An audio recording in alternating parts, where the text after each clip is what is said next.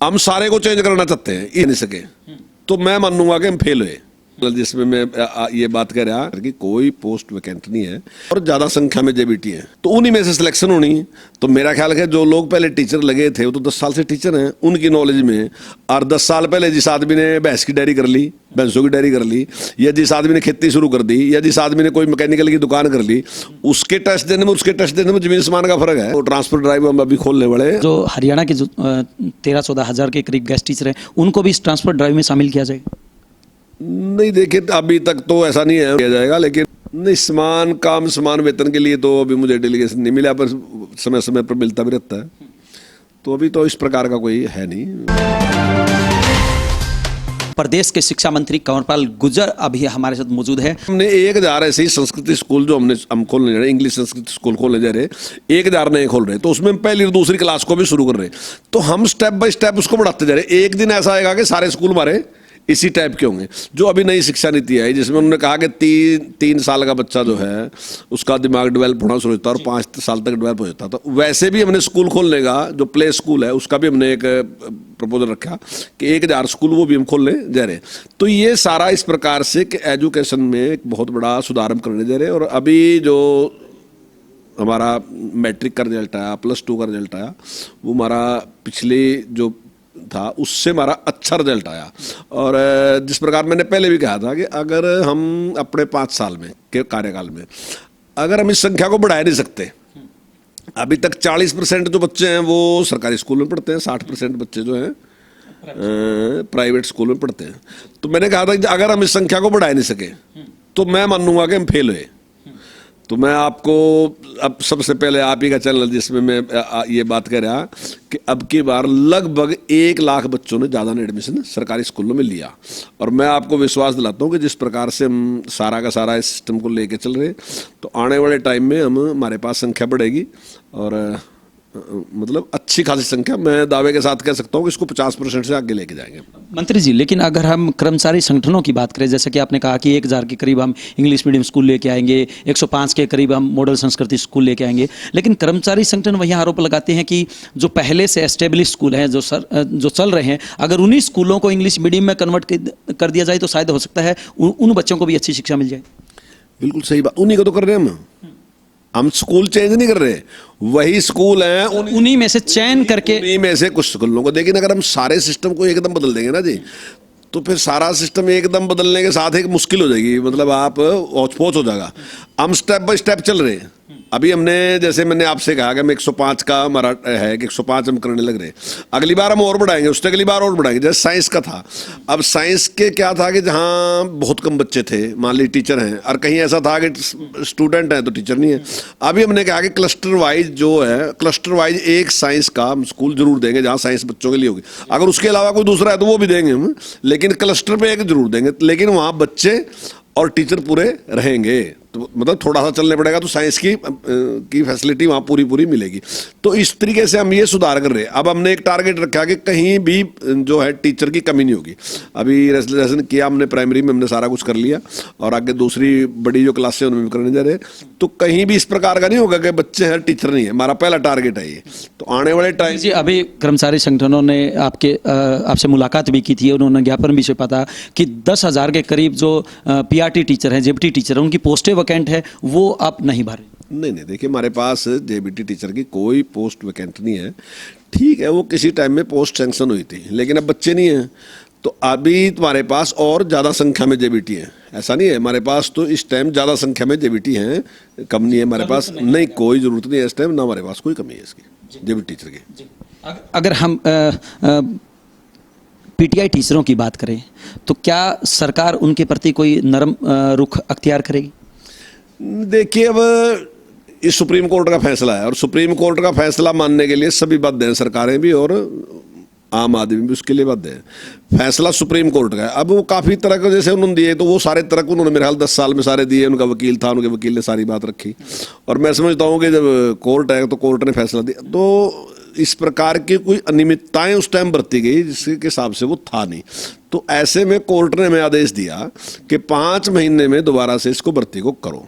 हमने वो सारा प्रोसेस शुरू कर दिया और 5 महीने में जैसा उन्होंने हमारी जिम्मेदारी लगाई उस प्रकार से हम करेंगे। लेकिन उसमें साफ ये है कि जो लोग पहले जिन्होंने अप्लाई किया था 20,800 लोग वही उसमें भाग लेंगे, नए नहीं भाग लेते उसमें। ये जिस प्रकार की अफवाहें फैलाई जा रही है कि उनकी तो उम्र ज्यादा हैगी, ये है क्या, ये कुछ नहीं, कोई उम्र का चक्कर नहीं, किसी बात का नहीं। विपक्ष के द्वारा मुद्दा भी बना केवल 20,800 लोग वही हैं जिन्होंने उस टाइम अप्लाई किया था, वही भाग लेंगे और वही टेस्ट देंगे, तो उन्हीं में से सिलेक्शन होनी। तो मेरा ख्याल है जो लोग पहले टीचर लगे थे वो तो 10 साल से टीचर हैं, उनकी नॉलेज में, और 10 साल पहले जिस आदमी ने भैंस की डेयरी कर ली, भैंसों की डेयरी कर ली, या जिस आदमी ने खेती शुरू कर दी, या जिस आदमी ने कोई मैकेनिकल की दुकान कर ली, उसके टेस्ट देने में उसके टेस्ट देने में जमीन आसमान का फर्क है। तो मेरा ख्याल है ऐसा कोई खतरा है नहीं जिस प्रकार का दिखाया जा रहा। तो अगर उनके पास काबिलियत, लेकिन मान लीजिए किसी का प्रमाण पत्र ही सही नहीं है, उसका फर्जी लगा लो या कुछ भी लगा लो, जो क्वालिफिकेशन मांगी गई थी वो उसको पूरा नहीं करता, और अगर उस टाइम क्या जो भी जो नियुक्तियां देने वाले थे उन्होंने इस प्रकार की नियुक्ति दी, उसी पे तो सुप्रीम कोर्ट ने किया ना जी। तो मेरा ख्याल है कि वो ज़्यादा गंभीर विषय है। तो हालांकि सुप्रीम कोर्ट ने कुछ ऐसी खामियां देखी होंगी तभी इस प्रकार की सख्त टिप्पणी करी और तभी दिया, और वास्तविकता में जो लोग कह रहे हैं ना वही तो स्वयं दोषी हैं, पापी तो वही हैं, उन्होंने नियमों का पालन नहीं किया और इनकी सिलेक्शन कर दी और आज ये निकल गए।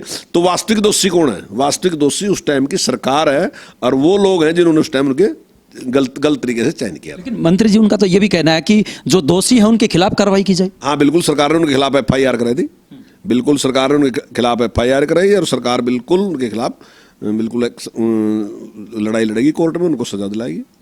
हाँ बिल्कुल। मंत्री जी एक बात और अहम आती है कि आए दिन सुनने को मिलता है, आपके बयान भी आते हैं कि जल्द ही स्कूलों को खोल दिया जाएगा। ये असमंजस की स्थिति कब ठीक हो सकती है? देखिए हमारा पूरा प्रयास है, मेरा मानना है कि प्राइवेट स्कूल में सरकारी स्कूल में जमीन आसमान का फर्क है। सरकारी स्कूल में जो है, जो छोटे स्कूल हैं हमारे, तो कई स्कूल तो ऐसे हैं जिनमें गांव के ही बच्चे होंगे, एक ही गांव के बच्चे हैं, बड़ा गांव है उसी गांव में स्कूल है, उसी गांव के बच्चे आएंगे, बाहर से कोई बच्चा नहीं आता। जैसा हमारा +2 का स्कूल है तो उसके 3 किलोमीटर के दायरे में से लगभग बच्चे आते हैं, तो सोशल डिस्टेंसिंग बड़ी रहेगी, कोई प्रॉब्लम नहीं है। वो जो बच्चा आता है तो वो या तो अपनी साइकिल पे आता है या पैदल आता है हमारे पास, तो उसको कोई बस का दुसका इस प्रकार का उसका कोई व्यवस्था नहीं। लेकिन जो प्राइवेट है उनके लिए एक समस्या है कि जब उन्होंने बसें लगा रखी या दूसरे व्हीकल लगा रखे और उनके बच्चे भी कोई 10 किलोमीटर आता है, कोई 12 से कोई 15 से, उनके लिए समस्या है। तो अगर हम 2 क्लासेस चलाना चाहते हैं, एक सुबह के टाइम और शाम के टाइम भी 15-15 बच्चों को पढ़ाना चाहते हैं, तो कोई प्रॉब्लम नहीं, बच्चे आ सकते हैं, सारा सोशल डिस्टेंसिंग बनी रहेगी। कब से हो सकता है? देखिए हमारी तो तैयारी पूरी है, हमारा मन भी पूरा है, लेकिन जब तक हमें ऊपर से परमिशन नहीं मिलती और जो विशेषज्ञ हैं वो इसमें यस नहीं करते तब तक तो हम भी नहीं कर सकते। लेकिन हमारा मन है चलाने का कि हम जल्दी शुरू करें। इसका मतलब ये नेक्स्ट मंथ से हो सकता है? हाँ संभव है, अगर हमें परमिशन मिलेगी तो हम शुरू कर देंगे। एक बात और आती है मंत्री जी, अगर आए दिन बयान मिलते हैं कि बहुत जल्दी रैशनलाइजेशन करके सभी की, चाहे वो PRT की बात हो या TST की बात हो या लेक्चरर की बात हो, उनके ट्रांसफर ड्राइव खोल दिए जाएंगे। हाँ वो ट्रांसफर ड्राइव हम अभी खोलने वाले हैं, और जहाँ तक JBT है, JBT का रजिस्ट्रेशन का हमने काफ़ी प्रक्रिया को काफ़ी कंप्लीट कर लिया और जल्दी खोल देंगे उसको। हमारा JBT का जो केस है वो कोर्ट में लगे और कोर्ट ने उसको स्टे कर रखा है, लेकिन हमने अपनी पूरी तैयारी कर रखी और जैसे ही वो वहाँ से जो स्टे है वो विकेट होता है तो जल्दी हम शुरू। कब तक खुल सकते हैं? मेरे ध्यान नहीं है, अभी से 13 या 15 डेट कुछ लगी है, उम्मीद है मुझे कि शायद स्टे विकेट हो जाएगा। तो क्या तीनों कैटेगरी के किए जाएंगे ट्रांसफर? सभी का ट्रांसफर खोला जाएगा, ये ड्राइव जो है वो खोला जाएगा सभी का और उसके हिसाब से ट्रांसफर। क्योंकि मंत्री जी आपके आने से पहले 1 साल एक के ट्रांसफर ड्राइव खोले जाते थे, नेक्स्ट टाइम एक के खोले जाते थे, तो पहली बार आपकी तरफ से दावा किया गया है कि हम तीनों के ट्रांसफर ड्राइव खोलेंगे, तीनों कैटेगरी। हमारा पहला टारगेट एक है कि एक भी कहीं बच्चा ऐसा नहीं होना चाहिए जिसके पास टीचर नहीं है। अब चाहे उसके लिए नई भर्ती करनी पड़े, चाहे जो भी व्यवस्था करनी पड़े, लेकिन बच्चे के पास टीचर होना ही होना चाहिए। तो JBT की लगभग हमने तैयारी कर ली, ऊपरली क्लासों की भी तैयारी करेंगे, सभी के पास टीचर होने चाहिए। ऐसा नहीं होना चाहिए कि कहीं टीचर हैं बच्चे नहीं है, बच्चे हैं तो टीचर नहीं है, ये सारा कुछ नहीं। और हमारे सारे अधिकारी जो है उसमें बड़ी गंभीरता के साथ लगे और जो हमारा रिजल्ट भी है, जो अभी इस लॉकडाउन में भी रिजल्ट रहा हमारा, मतलब जिस प्रकार से जो सर्वे हुआ है उस सर्वे में भी हमारी अच्छी परफॉर्मेंस है, सारे अधिकारी इसमें जुटे हुए हैं। तो क्या जो हरियाणा के जो 13-14 हज़ार के करीब गेस्ट टीचर हैं उनको भी इस ट्रांसफर ड्राइव में शामिल किया जाएगा? नहीं देखिए अभी तक तो ऐसा नहीं है उनको शामिल किया जाएगा, लेकिन हमारा प्रयास ही है कि उनको हम बहुत दूर ना ट्रांसफर हो, उनकी जिस डिस्ट्रिक्ट में या दूसरी में रहे उसके पास लगता है डिस्ट्रिक्ट हो तो उसी में उसकी ट्रांसफर होनी चाहिए, ज़्यादा दूरी पर उनकी ट्रांसफर नहीं होनी चाहिए, ऐसा हमारा प्रयास है।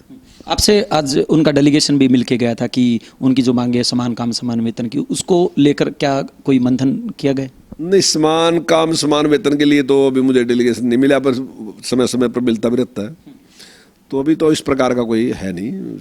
डिमांड थी उनकी, पक्के करने की डिमांड थी, वो उनका जो था वो पिछली सरकार ने रामविलास जी के नेतृत्व में वो हो गया था। लेकिन वो रामविलास जी की जिम्मेवारी अब आपके कंधों पे। हाँ, नहीं, हम उनका पूरा ध्यान रखेंगे। सर, अगर हम शिक्षा के सुधार की बात करें, अगर हम चंद लाइनों में बात करें तो कंवरपाल गुर्जर के मन में क्या आगामी रणनीति है जिसको लेकर वो प्राइवेट स्कूलों से आगे सरकारी स्कूलों को लेके जाएंगे? देखिए, सबसे पहले तो मेरा एक ही है कि हर बच्चे को टीचर मिलना चाहिए। जब तक उसके पास टीचर नहीं है तब तक आपके सारे जितने भी प्रयास हैं वो निष्फल हैं। कोई प्रयास का आपके असर पड़ने वाला नहीं है। आप स्मार्ट क्लासरूम बना लो, आप कुछ भी बना लो, तो आप उसका कोई उपयोग नहीं है जब तक आपके पास टीचर नहीं। सबसे पहले उसके पास टीचर होना चाहिए, उसके बाद जो दूसरे हैं स्मार्ट क्लासरूम भी है, जो भी है, हर तरीके की नई टेक्निक जो है हम उनको देंगे बच्चों को, और हमारे बच्चे जो हैं वो सबसे अच्छे होने चाहिए। ये हमारा पूरा प्रयास रहा है, क्योंकि एजुकेशन सबसे ज़रूरी है। उस पर हम पूरा, हालांकि हमारे माननीय मुख्यमंत्री जी उस पर पूरा ध्यान दे रहे हैं। जहाँ पहले बजट 11% था, अब की बार 15% उन्होंने किया। आने वाले टाइम में और भी बजट बढ़ेगा।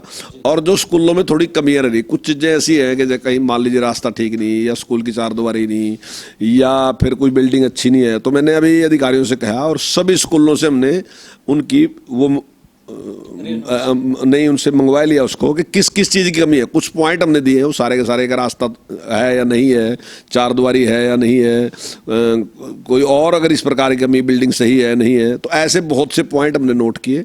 पीने के पानी की व्यवस्था क्या है, सारी चीज़ों के हमने नोट किए और वो सब स्कूलों में भेज दिए और हर स्कूल से हमने मंगवा लिया। हमने टारगेट रखा कि मैंने अभी टारगेट रखा कि 2 साल में हम प्रयास करेंगे कि सारी चीज़ें हम कंप्लीट करें। जो मूलभूत आवश्यकता है वो सबसे पहले कंप्लीट होनी चाहिए सबसे। ये है हरियाणा के शिक्षा मंत्री कंवरपाल गुर्जर, जिनका साफ तौर से कहना है कि हरियाणा की शिक्षा के अंदर, हरियाणा की शिक्षा नीति के अंदर आमूलचूल परिवर्तन किया जाएगा और आने वाले समय में हरियाणा को शिक्षा का हब बनाया जाएगा। हालांकि काफ़ी सारे इलाके ऐसे हैं जो आज भी शिक्षा हब के रूप में जाने जाते हैं, लेकिन सरकारी स्कूलों के जो शिक्षा का स्तर है, जो परिणाम है, उसको काफ़ी आगे बढ़ाते हुए, नए इंग्लिश मीडियम के स्कूल खोलते हुए, नए प्ले वे स्कूल खोलते हुए एक अलग शिक्षा बच्चों को दी जाएगी। इससे भी एक कदम आगे इनका यह साफ तौर से कहना है कि जो भी इनके इलाके की समस्याएं थी उन सब का इन्होंने समाधान किया है। और जहां तक अध्यापकों की ट्रांसफर पॉलिसी की बात आती है, बहुत जल्द ही ट्रांसफर पॉलिसी शुरू की जाएगी और जहां कहीं भी बच्चे पढ़ते हैं उन सभी बच्चों को